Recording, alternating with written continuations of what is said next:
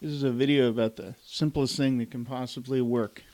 One thing I hadn't thought about when I started doing MIDI filters was getting rid of basically the entire MIDI circuit.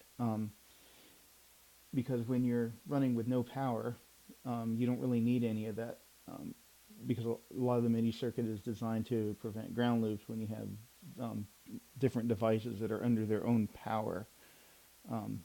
Trying to prevent ground loops and whatnot. So what this is there's no resistors in here, no diodes, no optical isolators. It's effectively what you get if you take one MIDI cable, you simply cut it in half, and you find the right wires, and then you just stick them onto this Pro Mini board. The Pro Mini board is like $4 at Micro Center. Going to this section where they have hobbies and Arduinos. This is Inland's Pro Mini board. Doesn't exactly literally say Arduino on it, but it is the same thing as the Arduino Pro Mini.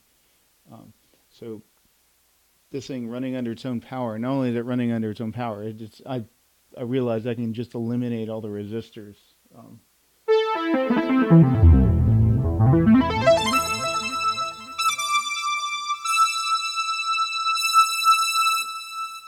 And the reason why I can do that, and the reason why it's safe, which I wasn't certain about before, I'm pretty certain of it now, because you don't have your own power, all that you're really doing is you're getting in the middle of the line, you're chopping it in half, and then you're reconnecting ground from the input to the output, and then you're connecting 5 volts from the input to the output.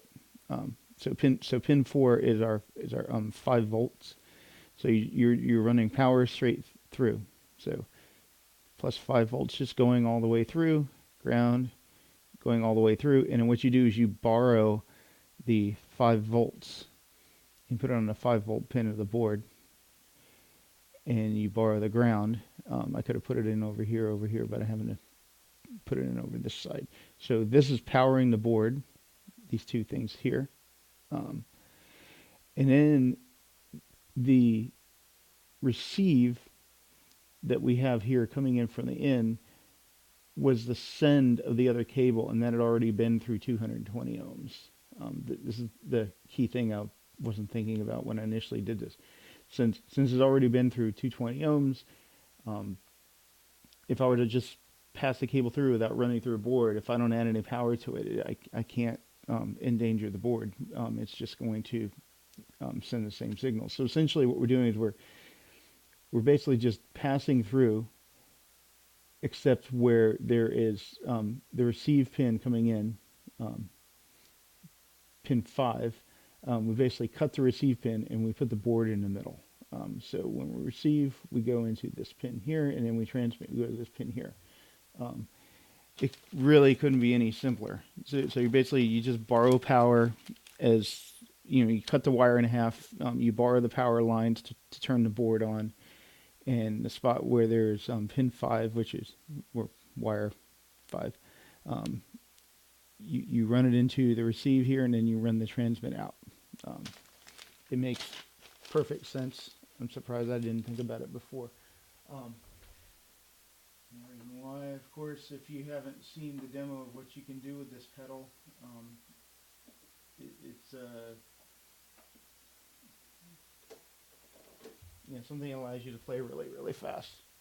So.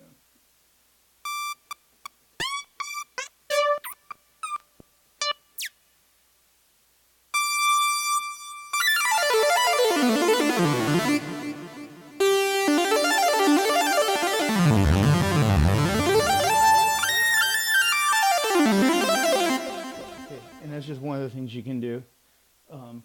Is it allows you to completely redefine the keyboard in any way you like, and I like to do microtonal music, so I defined it where the bottom half of the keyboard is a quarter tone flat, so that I can do Arabic scales like.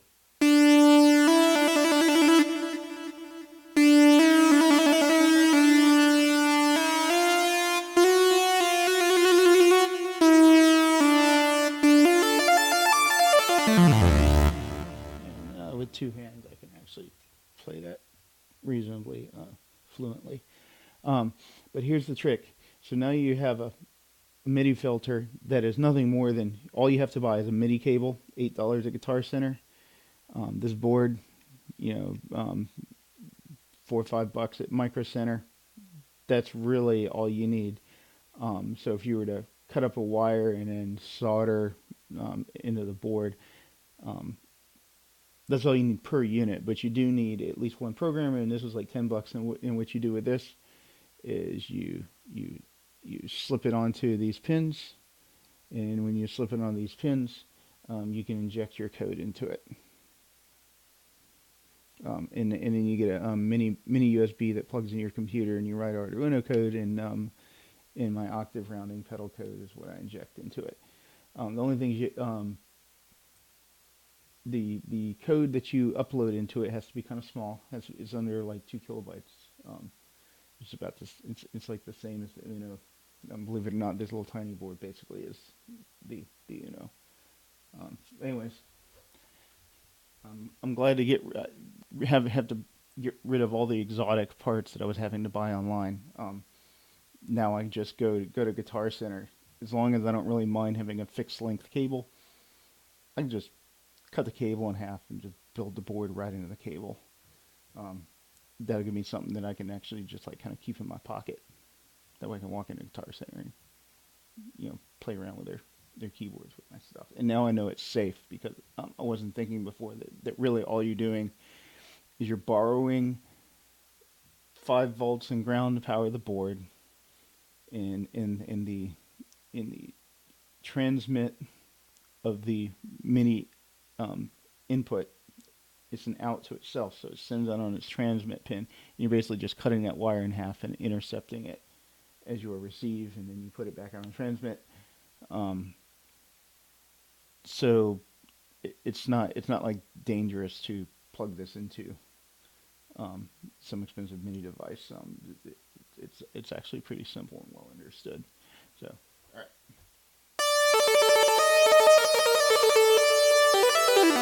right.